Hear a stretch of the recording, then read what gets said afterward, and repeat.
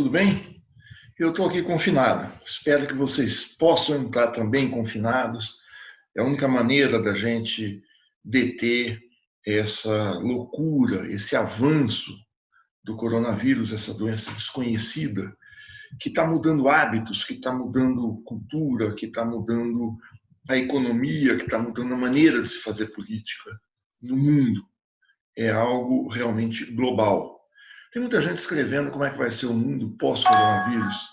Eu estou muito preocupado com como é que vai ser o mundo durante essa jornada que nós entramos há algumas semanas e não temos a menor ideia de quanto tempo vai durar.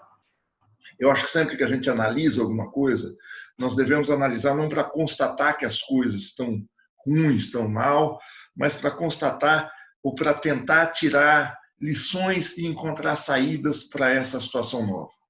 Eu não sou biólogo, não sou médico, eu não sou alguém das ciências biológicas, então eu não vou falar aqui sobre o espalhamento, a disseminação do vírus, mas sobre que impacto ele pode ter na nossa vida presente e nas próximas semanas e quais as possibilidades que ela abre.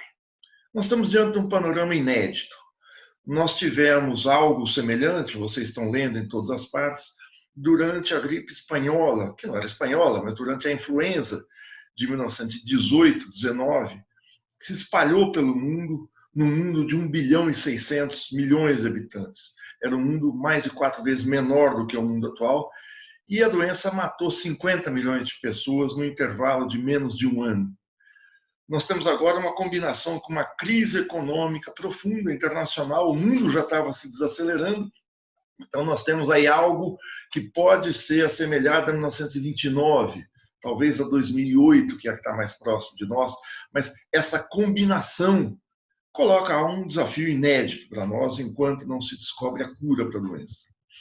Nas últimas semanas, um paradigma, eu não gosto muito dessa palavra paradigma, ela foi usada em excesso, é muito gasta, mas parâmetros de vida, parâmetros da economia, parâmetros da política e parâmetros que nos atingiam a própria vida pessoal, viraram de cabeça para o ar. É como se a gente estivesse saindo de um voo acrobático em que você faz 3 ou 4 loopings, entra em parafuso, entra num tunô de barril e na hora que estabiliza o avião, você meio zonzo tem que olhar para fora para saber onde é que está o horizonte, onde é que está o chão, onde é que está o céu e onde é que está a pista mais próxima para que você continue seu voo seguro, mas daqui a algum tempo você vai ter que pousar.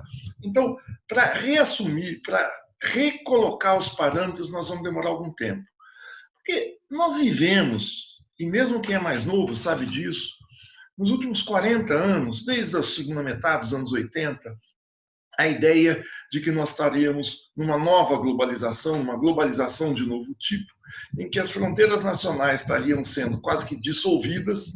Esse maravilhoso mundo novo, e ele era vendido como maravilhoso, nunca vamos nos esquecer de um artigo do ex-presidente Fernando Henrique Cardoso, na Folha de São Paulo, em 1995, no qual ele dizia que nós estávamos vivendo um novo renascimento. Que novo renascimento era esse? Era um novo renascimento que o mundo agora era global, que a economia funcionava integrada como se fosse uma só. Sim, a economia funciona integrada porque o capitalismo só pode se realizar globalmente, desde os seus primórdios, desde a chamada era dos descobrimentos, desde a expansão ultramarina, desde a quebra de fronteiras nas rotas comerciais que saíam dos domínios feudais da Europa e foram abrindo espaço, arrebentando com o mundo feudal, desde essa época. Você sabe que o capitalismo é global, mas essa nova globalização era uma globalização financeira e ela estipulava alguns princípios, e esses princípios eram o seguinte: nesse mundo os estados nacionais vão ter um papel cada vez mais reduzido. As grandes corporações têm mais poder que os estados nacionais, e esse poder das grandes globalizações podem trazer muito conforto à nossa vida. O primeiro deles era o que eles alegavam ser economias fechadas, como a do Brasil, que subitamente iriam ser expostas a uma competição construtiva, a uma competitividade positiva das indústrias nacionais com as estrangeiras. Isso faria com que a eficiência, a produtividade aumentasse, o conteúdo tecnológico aumentaria em todos os produtos, e com isso a gente viu a invasão desde bens duráveis que eram automóveis, geladeira, televisão e uma série de quinquilharias eletrônicas, invadiram o nosso país. O presidente Collor de Mello chegou a falar em 1991 que as carroças nacionais, é como ele chamava os carros fabricados aqui no Brasil pelas montadoras estrangeiras, as carroças seriam expostas à competitividade com carros tecnologicamente muito mais avançados.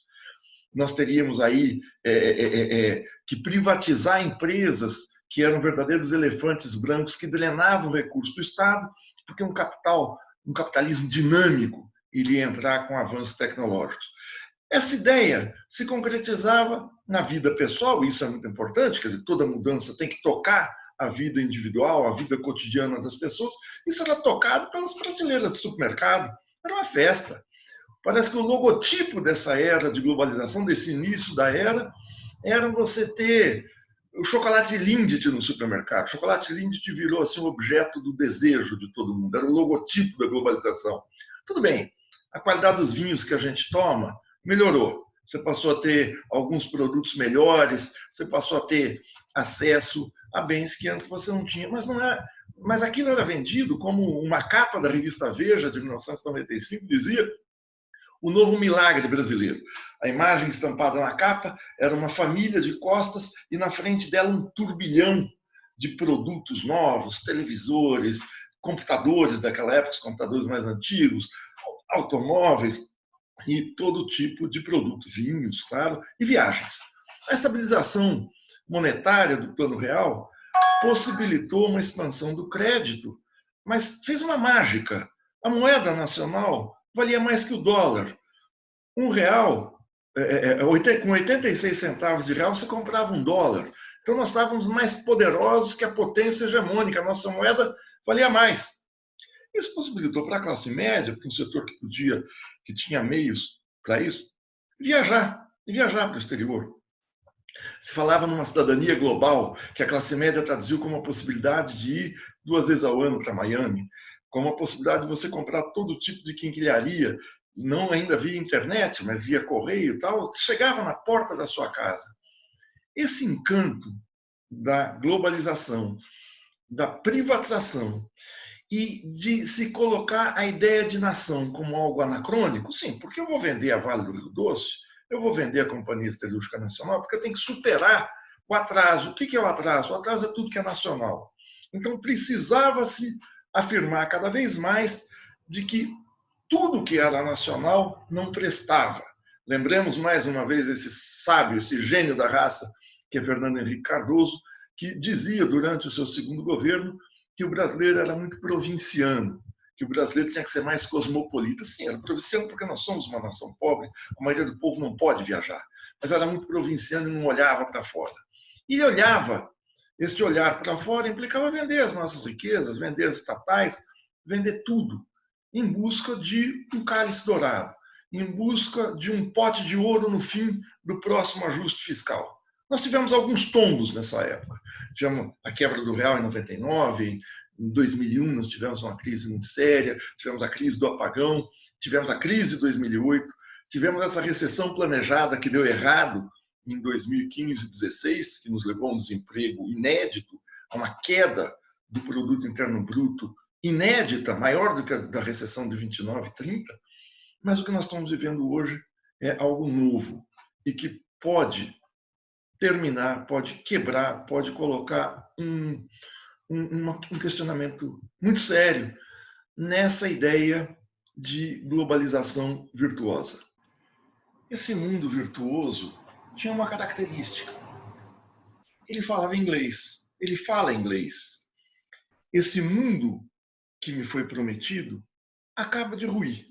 Acaba de ruir pelo seguinte: se eu tinha um mundo sem fronteiras, que eu podia atravessá-lo em termos, né?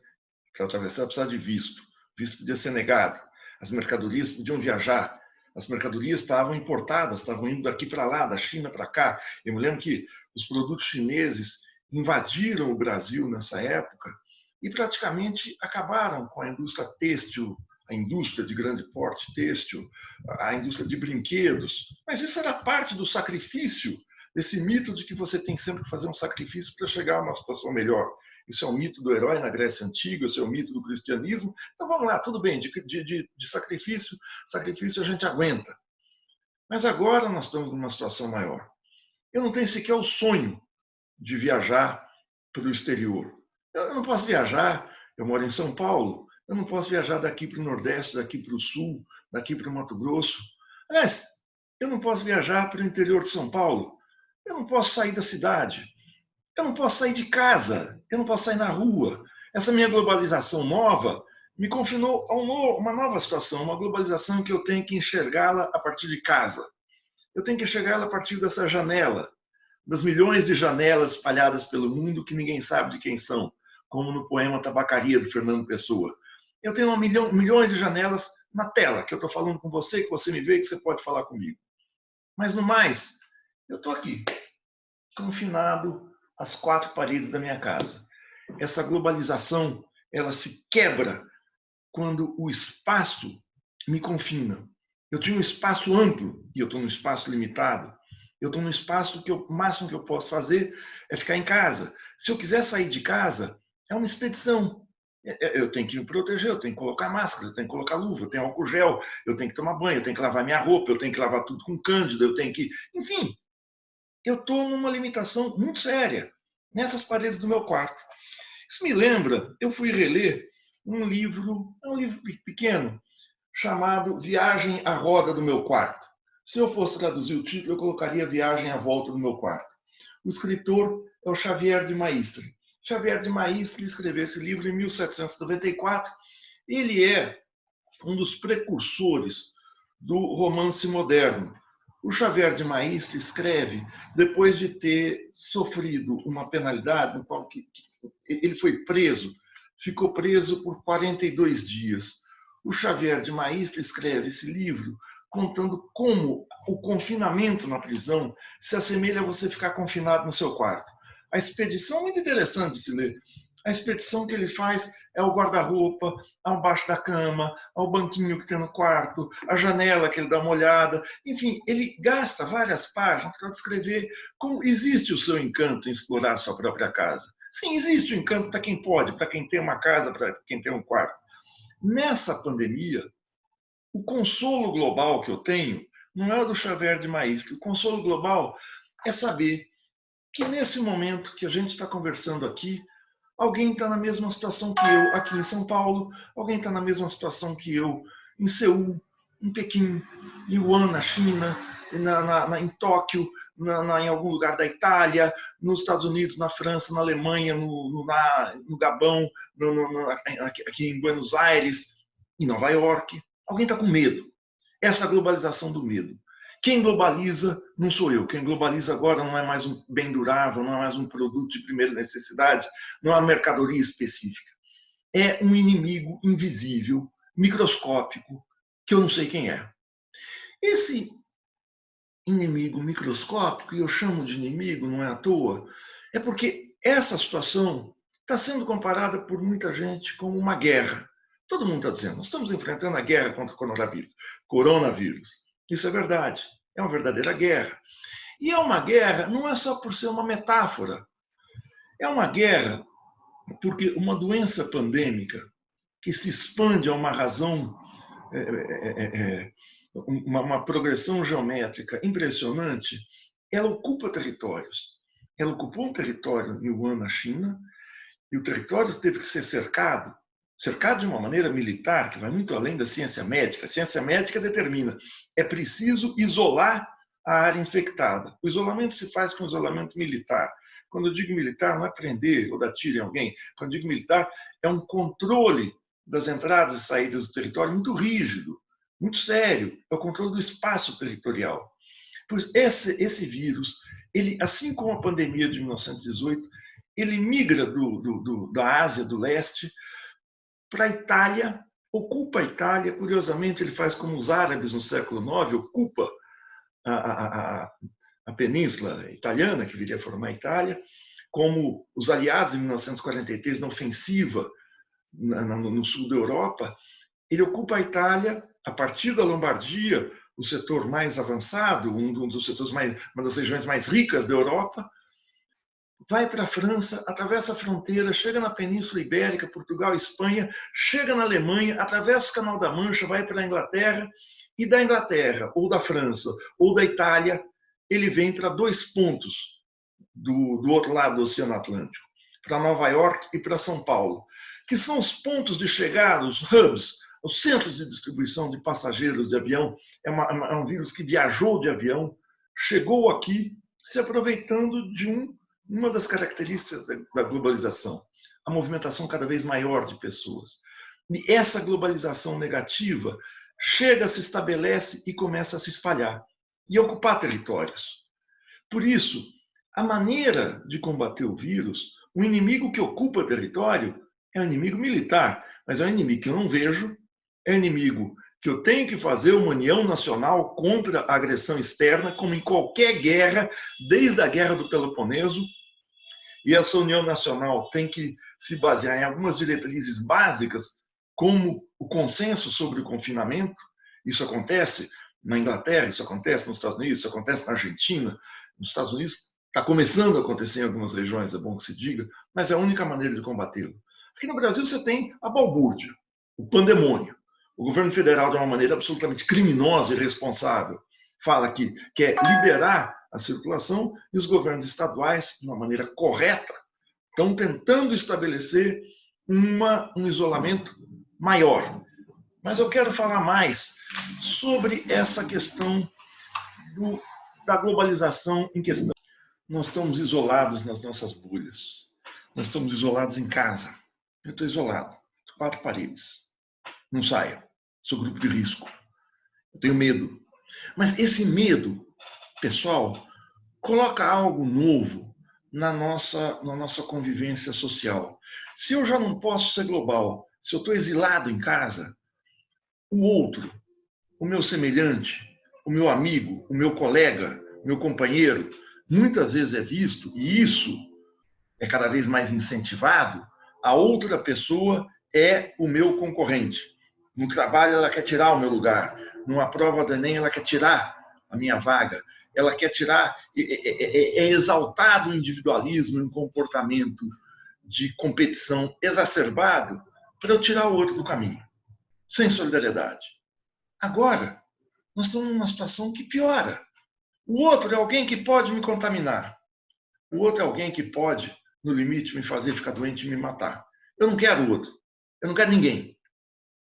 Eu fico pensando como essa situação do afastamento social, quando ele perdura, quando ele pega as crianças. Eu tenho 3 netos. Eles estão pequenos, 4 e 2 anos. Eles não podem brincar com outras crianças. A escola fechou. Estão em casa. Milhões estão em casa. Na casa de vocês devem ter irmãos, primos, parentes que estão assim. E em lugares muito pequenos, isso se dá de uma maneira dramática. Você afastar a criança da outra. Essa situação, o outro passa a ser não só meu inimigo, mas a minha morte. Eu tenho medo de morrer. Eu tenho medo de me contactar com alguém e morrer. Para quem pode. Claro, no setor dos trabalhadores, não pode ficar assim. Tem que viver. Tem que estar vivendo da mão para a boca. A precarização do trabalho exaltada nesses anos de neoliberalismo. Vamos limpar a CLT. Vamos acabar com isso, que não são direitos, são privilégios. Isso deixa a população, uma parcela enorme da população brasileira, vulnerável ao vírus. O vírus não é um castigo dos céus. O vírus é algo que impacta o sistema político e econômico de fora. É algo inusitado, é algo fortuito. Mas a maneira como se enfrenta o vírus, ela é sim determinada pela ação de governo, pela ação de Estado. Ela é sim determinada pelo fim dos direitos trabalhistas. E mais do que tudo, por tudo que se anunciava naquela globalização como penduricário do Estado, cabide de emprego, parasitas que são os funcionários públicos, ou essa farra, como dizia esse luminar da inteligência brasileira, Paulo Guedes, das empregadas viajarem para a Disney, a demonização do público, do povo, nos leva a essa situação. Eu acho muito engraçado governantes agora dizerem que, graças ao SUS, nós vamos ter condições de enfrentar o coronavírus. Claro, graças ao SUS, a esses heróis que trabalham no SUS. Eu tenho um irmão que é médico, que sempre trabalhou no SUS. O SUS, ele é a única maneira de se combater o vírus, não porque ele seja público apenas, mas porque ele pode atuar em rede. Não vai ser um hospital privado aqui, uma clínica particular ali, um médico isolado lá, que vão conseguir combater a doença. O que vai poder combater a doença, que ocupa o território como um exército inimigo, como um exército de ocupação que eu falei, é uma atuação em rede, entrelaçada, com comunicação entre si, e essa rede é o SUS. Só o Estado pode fazer isso. Só o Estado Nacional. Só o caráter público do Estado. Junto com a conversão na estrada de Damasco, de ministros agora que queriam a destruição do SUS e que vêm com o jaleco do SUS de uma maneira cínica, mas positiva, nós temos agora a conversão dos economistas ultraliberais, que agora falam que o Estado é a salvação, que o Estado tem que jogar dinheiro na economia. Eu não vou discutir a questão econômica, mas eu quero discutir a conversão. Ela é boa, ela é positiva, o Estado tem que gastar, tem que botar a maquininha de imprimir dinheiro, que não é imprimir, mas emissão de dinheiro tem que ser limitada para reverter o ciclo descendente da crise. Nessa situação, nós estamos num quadro que foi descrito por um articulista da revista Foreign Affairs, talvez seja uma das mais importantes políticas de política internacional do mundo, nos Estados Unidos, o Blanco Milanovic, escreveu no mês de março, ainda no começo da pandemia, algo interessante. Ele fazia uma previsão para o pós-pandemia a partir do que se fala aqui, mas ele não faz previsões, o capitalismo vai mudar, o mundo vai ser diferente, mas ele faz, assim, em cima de algumas ideias básicas, que são, por exemplo, o fato do Brasil estar com dificuldades de importar máscaras e equipamentos sanitários para combater a gripe. É muito interessante. O Blanco Milanovic diz o seguinte: nós podemos, com o aumento da necessidade dos estados produzirem para si, como eu dizia, nós estamos com dificuldade de importar máscaras, luvas da China, não só porque há uma competição internacional, os Estados Unidos pirateiam produtos nos aeroportos, mas a demanda está intensa. Nós estamos com o dólar desfavorável para o Brasil. Nós estamos com o dólar aí se aproximando, o dólar se aproxima de 5,50, às vezes até um pouco mais, e você tem uma guerra de preços. É muito difícil. Então, nós temos que voltar a produzir internamente, fazer reconversão industrial e fazer substituição de importações, uma palavra que foi pecado durante esses anos de globalização. E o Blanco Milanovic diz que é possível que nós voltemos a uma situação em que a necessidade de reconstruir economias com bases nacionais seja o traço principal do resultado final dessa pandemia que a gente não vislumbra o fim. Que as economias voltem a ter um grau de autarquização grande, voltadas para dentro de si mesmo. É bem possível a se perdurar essa situação, a se perdurar uma situação de escassez internacional de produtos médicos básicos, e a necessidade das empresas serem direcionadas pelo Estado para fazer essa reconversão, para terem subsídio, para existirem subsídio para pagar salários para as pessoas, para existirem subsídios para capital de giro das empresas, a ação do Estado ser cada vez maior. Essa situação nos coloca no seguinte pé. Eu, no plano pessoal, naquele individualismo que eu estava dizendo, tudo que eu quero é poder ficar em casa. Todos nós queremos ficar em casa. Eu quero uma caverna, com Wi-Fi estável, com geladeira cheia. Poder trabalhar, fazer algumas coisas em casa, tal, à distância, com medo da doença. No caso dos países, o medo pode mover a uma reautarquização das economias. É provável, é possível, mas é precipitado a gente falar que esse egoísmo vai prevalecer. O que prevalece, o que a gente pode apontar como resultado da pandemia, não vai vir da descoberta da vacina, que eu espero que venha o mais rápido possível. Eu não sei se nós vamos ter, em quanto tempo vai. São chutes. Não vai ver a destruição de empregos vai ser brutal. Chuta-se. Quando os jornais falam estima-se, lê-se chuta-se, que 200 milhões de empregos vão ser perdidos no mundo. Que o PIB brasileiro vai cair entre 5% e 7% esse ano. Espero que fique nisso. Mas há um lado positivo que a gente tem que aproveitar, que é saber qual é uma saída possível. O que há é o seguinte: reabriu-se uma possibilidade de uma disputa no âmbito, não é da medicina, não é da economia, no âmbito da política. Porque essa mudança de parâmetro, eu ia falando paradigma, mas eu me penitenciei, essa mudança de parâmetro, de que a globalização, tal qual foi propagada há quatro décadas, a gente deve deixar de lado, que o Estado não serve para nada, essa ideia deve ser deixada de lado, que a privatização é virtuosa, a gente deve deixar de lado, que existe um novo renascimento, a gente deve colocar no escaninho das bobagens e saber o seguinte: nós precisamos do Estado. Reconstruir o Estado com bases públicas, democráticas. Isso era algo proibido, quase proibido de ser falado pelo pensamento único. Essa disputa política está aberta. Esse é o máximo de previsões possível e tangível de ser feita nessa fase da pandemia. Então, eu torço para que nós consigamos mais Estado, mais Estado, mais Estado, e o seu papel planejador, indutor e realizador. Isso não é uma ideia de esquerda, hein? Isso é uma ideia do Roosevelt, isso é uma ideia do Getúlio, isso é uma ideia que já mostrou que o capitalismo pode sair de crises muito sérias. Ela tem que ser atualizada e efetivada. Essa é a saída. É a volta de uma disputa, eu vou falar novamente o palavrão, da disputa política. Abração, gente.